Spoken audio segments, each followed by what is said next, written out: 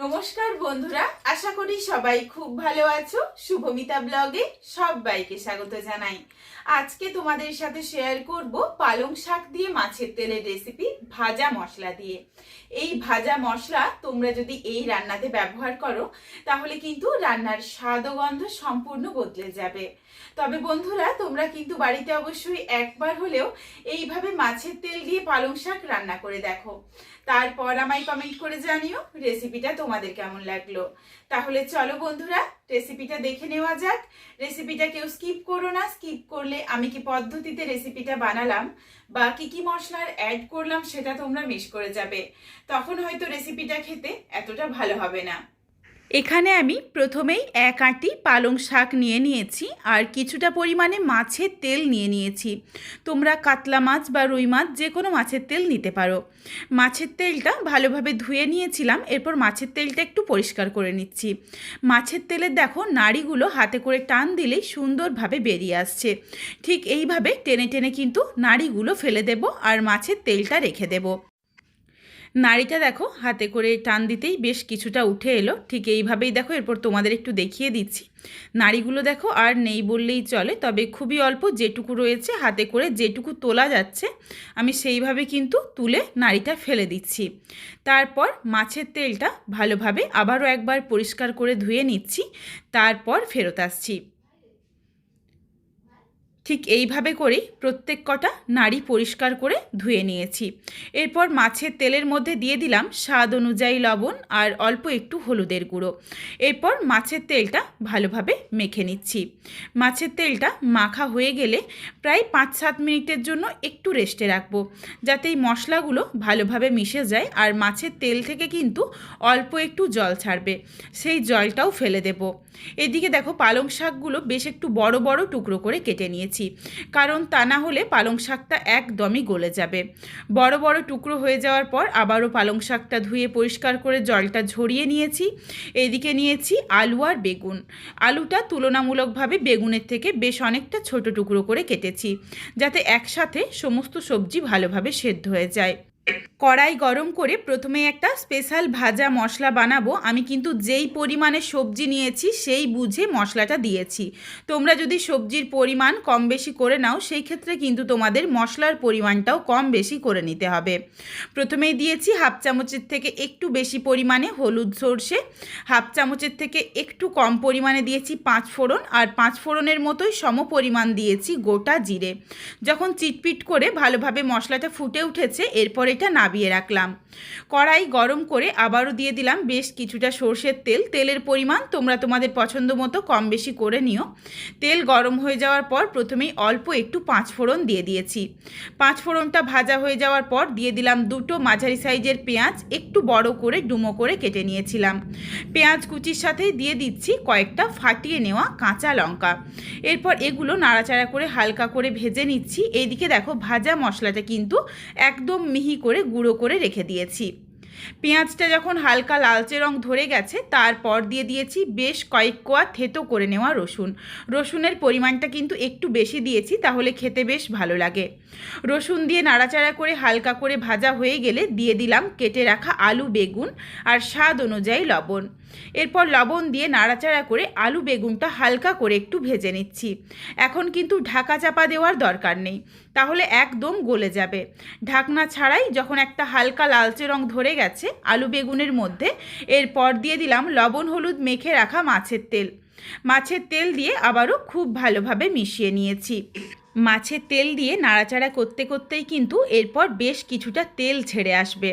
এই জন্য আমি তেলের পরিমাণ অল্প করেই দিয়েছি। আর যাদের মনে হবে যে মাছের তেলের মধ্যে অনেক বেশি তেল রয়েছে, তারা চাইলে কিন্তু আরও অল্প করেও তেলটা ব্যবহার করতে পারো, তাতে কোনো অসুবিধে হবে না। মাছের তেল দেওয়ার পর ওপরে দিয়ে দিয়েছিলাম ছোট সাইজের একটা টমেটো কুচি, আর কিছুক্ষণের জন্য একটু ঢাকনা দিয়ে ঢেকে রেখেছিলাম, যাতে মাছের তেল থেকে তেলটা ছাড়তে শুরু করে। অল্প অল্প করে দেখো তেলটা ছাড়তে শুরু করেছে। একবার ঢাকনা দিয়ে ঢেকে রেখেছিলাম। তারপর ঢাকনা খুলে দিয়ে দিলাম ভেজে গুঁড়ো করে রাখা মশলার অর্ধেকটা, আর অল্প পরিমাণে হলুদ গুঁড়ো আর লঙ্কার গুঁড়ো, আর অল্প একটু দিয়েছি ধনের গুঁড়ো। এখানে কিন্তু জিরের গুঁড়ো ব্যবহার করিনি, তার কারণ গোটা জিরে ভেজে সেটা গুঁড়ো করা রয়েছে, এই জন্যই আর জিরের গুঁড়োটা দিলাম না। গুঁড়ো মশলা দিয়ে ভালোভাবে মিশিয়ে নিয়েছি। এখানে কিন্তু ঝালটা তোমরা নিজেদের স্বাদ অনুযায়ী দিয়ে নিও, কারণ এখানে কাঁচা লঙ্কারও ব্যবহার হয়েছে, এটা মনে রেখে। তোমরা যদি রেসিপির কালারটা বেশ একটু লালচে কালার চাও, সেই ক্ষেত্রে চাইলে কাশ্মীরি রেড চিলি পাউডারের ব্যবহার করতে পারো।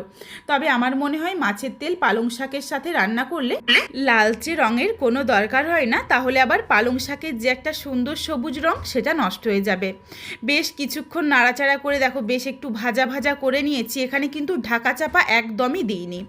যখন মাছের তেল থেকে সুন্দরভাবে তেলটা ভালোভাবে ছেড়ে বেরিয়ে আসবে বা মাছের তেলটা ভাজা হয়ে যাবে, তারপর দিয়ে দিয়েছি পালং শাক।